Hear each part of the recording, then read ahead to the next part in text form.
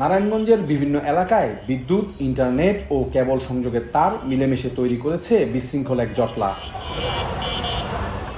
বছরের পর বছর অপরিকল্পিতভাবে স্থাপন করা এসব তার শুধু জননিরাপত্তার ঝুঁকি বাড়াচ্ছে না, নগরীর সৌন্দর্য ম্লান করে দিচ্ছে। স্থানীয়দের অভিযোগ, সামান্য ঝড় বৃষ্টিতেই দেখা দেয় আতঙ্ক।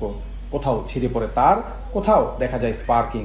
ঘনবসতিপূর্ণ এলাকাগুলোতে যে কোনো সময় বড় ধরনের দুর্ঘটনা বা অগ্নিকাণ্ডের আশঙ্কায় নগরবাসী। বৃষ্টির দিনে এই ট্রান্সফরমারে আগুন লাগতে পারে এবং যে কোনো সময় একটা বড় ধরনের দুর্ঘটনা করতে পারে, এবং এটা কিন্তু দেখেন শহরের রাস্তার কিন্তু সৌন্দর্য একেবারে নষ্ট করে দিচ্ছে। এগুলি তো মনে করেন যে আপনার দেখতে খারাপ দেখা যায়, আর এগুলি আপনার না থাকলেই মনে হয় ভালো হয়। সিটি কর্পোরেশন যদি এই দিকে দৃষ্টি দেয় এবং সাধারণ মানুষের যানবাহনের প্রতি নিরাপত্তা রেখে আমি প্রশাসককে বলবো যে এগুলোর সম্পর্কে যাতে ব্যবস্থা নেয়। অপরিকল্পিত তারের জট অগ্নিকাণ্ডের ঝুঁকি বহুগুণ বাড়ানোর পাশাপাশি শর্ট সার্কিটে দ্রুত আগুন ছড়াতে পারে।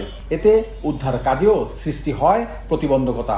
বিভিন্ন সেবার কেবল ভূগর্ভে নেওয়া গেলে নগরীর নিরাপত্তা নিশ্চিতের কথা জানান এই কর্মকর্তা।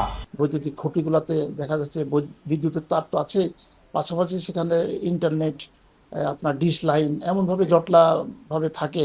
দেখা যাচ্ছে যে অনেক সময় ঝড় বৃষ্টি হলেই বৈদ্যুতিক শর্ট সার্কিট যখন হয়, সেখান থেকে কিন্তু অনেক সময় অগ্নিকাণ্ড সেখানে ঘটে।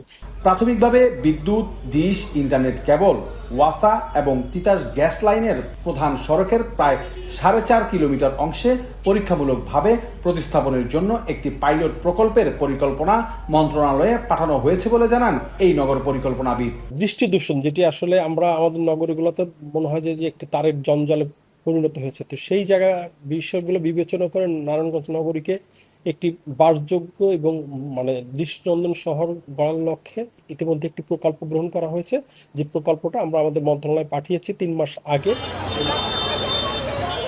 নগরবাসীর প্রত্যাশা, ভূগর্ভস্থ ইউটিলিটি লাইন প্রকল্পটির দ্রুত অনুমোদন হবে। তাহলেই তারের জট, দৃষ্টি দূষণ ও দুর্ঘটনার সংখ্যা থেকে মুক্তি পাবে নগরবাসী। এমরান আলী সজীব, এখন নারায়ণগঞ্জ।